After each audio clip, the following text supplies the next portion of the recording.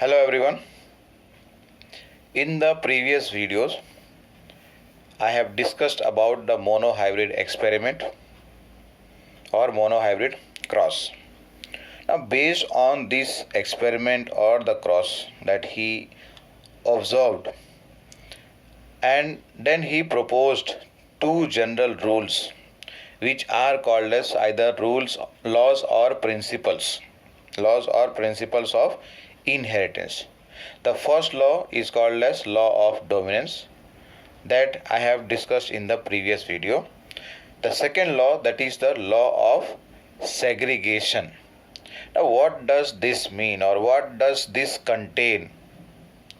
Now according to the monohybrid experiment that we have discussed earlier, let us consider here in case of the two plants, one with violet flower which dominates the other plant which produces white flower, which is a recessive character. Now in both these cases, if you see the the dominant parent here, which shows the expression of violet colored flower. In these two, one is homozygous dominant, the other one here is heterozygous dominant.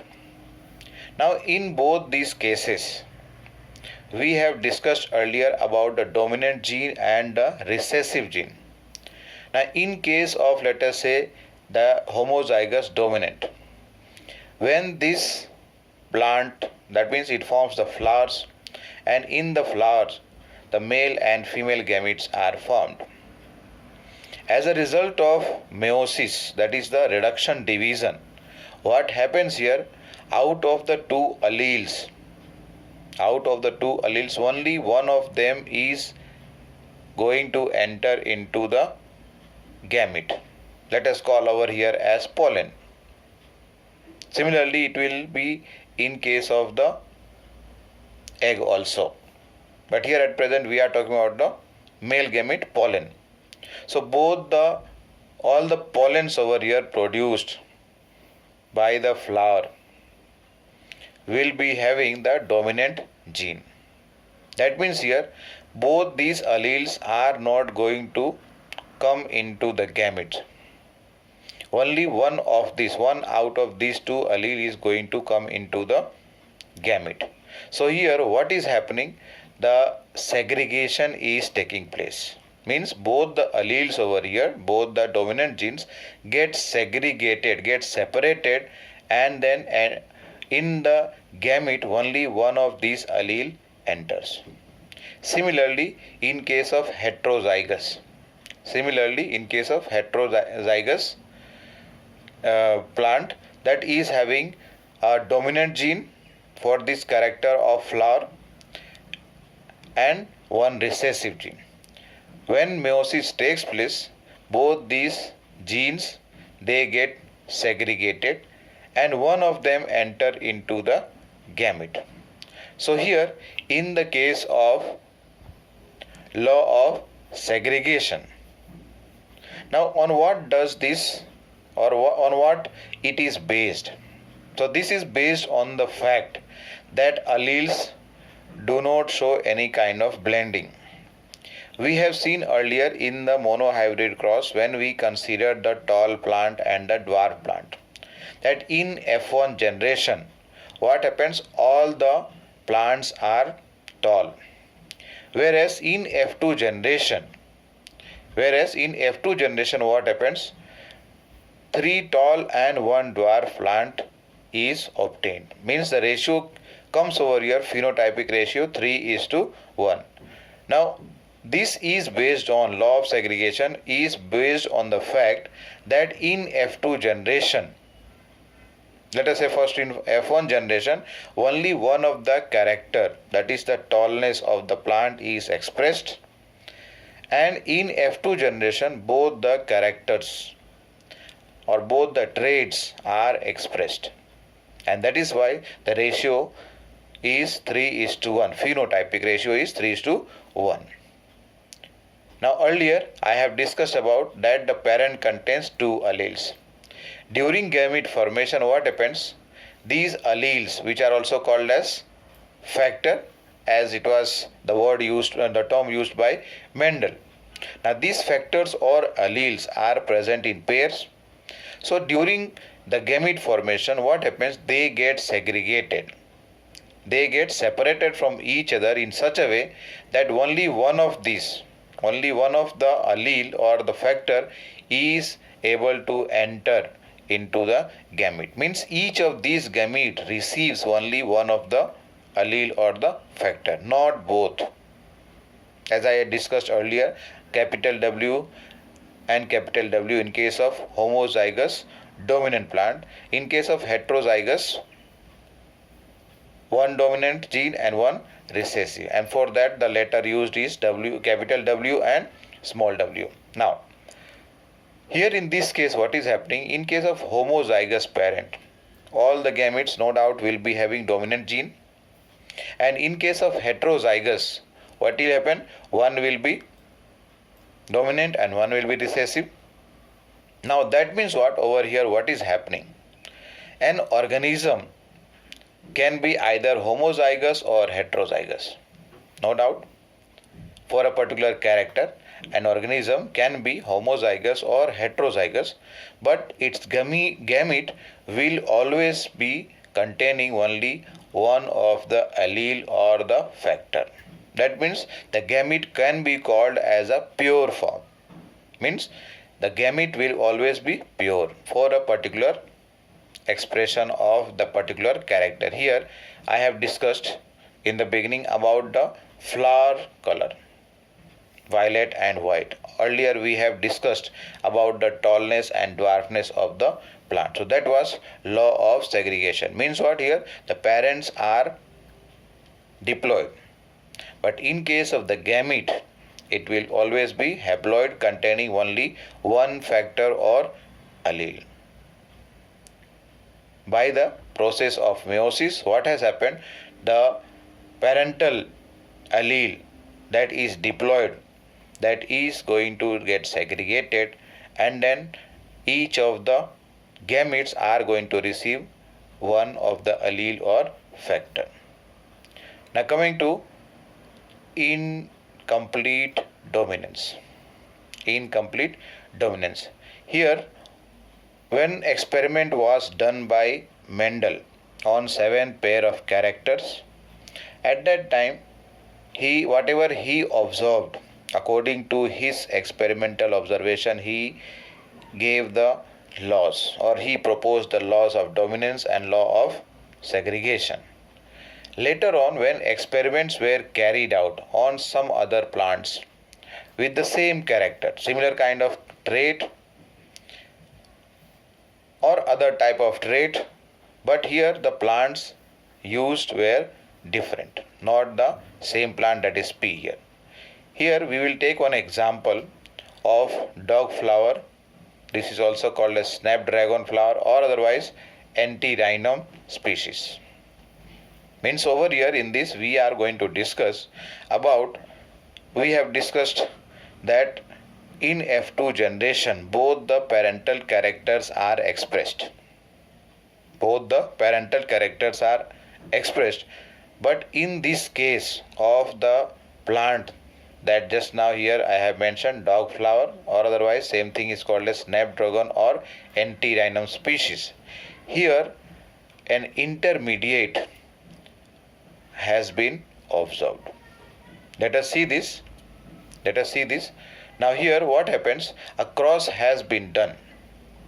A cross or experiment was done where what happened? A true breeding red flower plant was crossed with another plant with true breeding white flower. Once again, the breed was, or crossing was done between a true breeding red flowered plant which formed the red flowers, and as a result this becomes what? Homozygous dominant, and this was crossed with another plant which was a true breeding white flowered plant where the genes have been shown as small rr, means this is homozygous recessive, very similar to the one we have discussed for tallness and dwarfness. Now, all the F1 plants, genotypically they are going to receive one dominant and one recessive gene. One dominant and one recessive gene, and this flower should have been actually red, because one dominant gene is present here for the red character, or the character for formation of a red flower. But here what happens, apart from red and white, a new color is observed, and that was the pink color. Capital R and small r, that means one dominant gene is there. It should have formed the red flowered plant according to the previous experiments, the monohybrid crosses that has been done on pea plant. When these F1 plants were self-pollinated further, means what, all the genes of both the male and female part, or male or female gamete, will be containing 50% dominant gene and 50% recessive gene. So as a result of that, this resulted in a ratio of one plant with red colored flower. Means over here both the genes are dominant, and two flowers or two plants were received which were pink colored, and the genotype was one capital R and one small r, means one dominant and one recessive gene. And the third case, that is the third type, one plant which was received as white flowered plant, which had both the genes recessive, means this is homozygous recessive. The first one over here was homozygous dominant. The ratio over here, genotypic ratio, remained the same. That is 1:2:1 ratio was maintained genotypically. 1:2:1 ratio.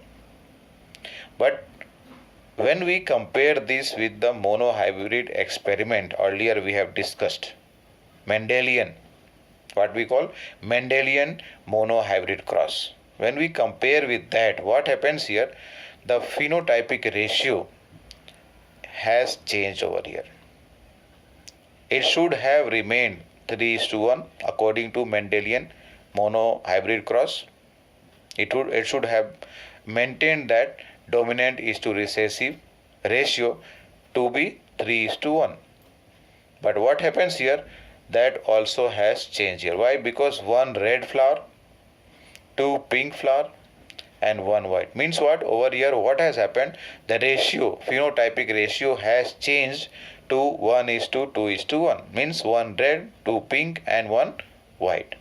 Now here, in case of the earlier topic we have discussed, that is about the monohybrid experiment, over there what happened? Three flowers were having dominant character, three plants, and one was with recessive. Now here what has happened? Two are with intermediate trait or character. Two of them are with intermediate. Now that means what? R has not acted here, or R is not completely dominant here. In this case, what has happened? R was not completely dominant over the small r. Capital R means dominant and small r is recessive. Means here, because of presence of one capital R here, it should have dominated the small r. That means dominant gene should have dominated the recessive one. But here it is seen that it is not completely dominant. And that is why what has happened? It has resulted into formation of an intermediate between the red and white by formation of a pink flowered plant, where parental were red and white, and this has come as what? Intermediate between the white and pink. Now how or what is exactly dominant? Dominance है क्या चीज? Why alleles some alleles are acting as dominant and some other alleles are acting as recessive. Now, in order to understand this, or in order to be able to answer this question, we must first of all understand what is the function of a gene or what a gene does. Now here, every gene, we have to remember, that is, every gene contains the information to express a particular kind of trait or character. Every gene contains an information to express a particular kind of trait or character. Now, in a diploid organism, generally organisms are diploid except some lower organisms are there that we have studied in class 11. Now here we are talking about in a diploid organism, what happens? There are two copies of each gene. Means we have just now discussed some time back about the homozygous dominant, homozygous recessive, and also heterozygous case. That means a pair of alleles are there, two genes are there or two alleles are there together. And when we are talking about two alleles, and if they are identical, then that will become as homozygous, either recessive or dominant. But here we are talking about that these two alleles need not be always identical. मतलब जरूरी नहीं है कि ये दोनों allele हमेशा identical रहें, either homozygous dominant or homozygous recessive. In case of a heterozygote, like we have discussed earlier about one capital R here and one small r, that means one dominant gene and one recessive gene. In this case, what happens? One of them has undergone some change. Means over here the small r, let us see. Small r has undergone some changes that has happened due to some reason. And due to that change, what has happened here? It has been modified. Means the information that it should contain or it should have maintained has been modified. And due to that, it is not having the information to express that particular character. In order to express that particular character. Once again, let me repeat what we are talking here, that two alleles are there. Heterozygote, in case of heterozygote, one of them is as it is. The other one, where we are talking about the small r or otherwise the recessive gene, this has undergone some changes. Some changes, due to which what happens? The information that it was or it should have has been modified now, so that it cannot or it no more can express that particular character or the trait.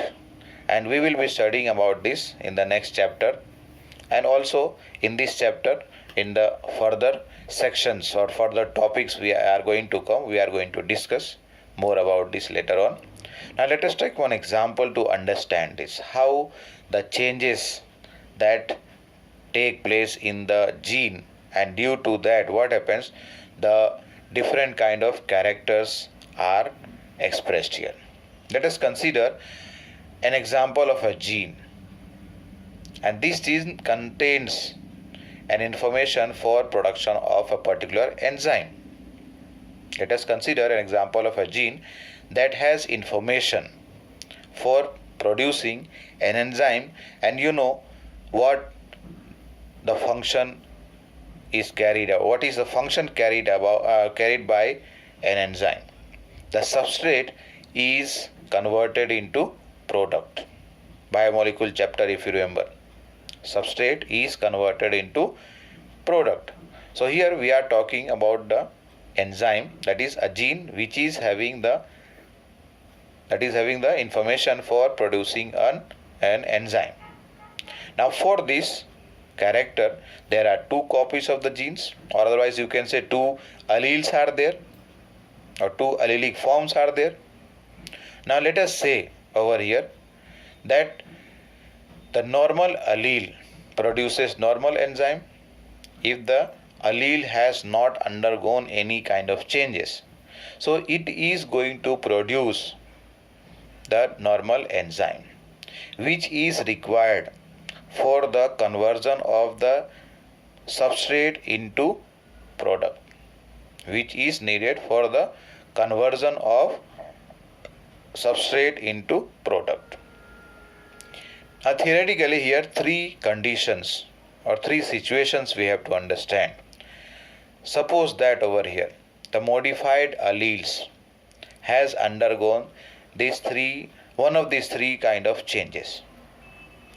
If the gene has undergone some, let us say, changes or not, but if it is able to produce the normal or less efficient enzyme, means the gene is able to produce the normal enzyme or otherwise the enzyme is produced but it is not so much efficient.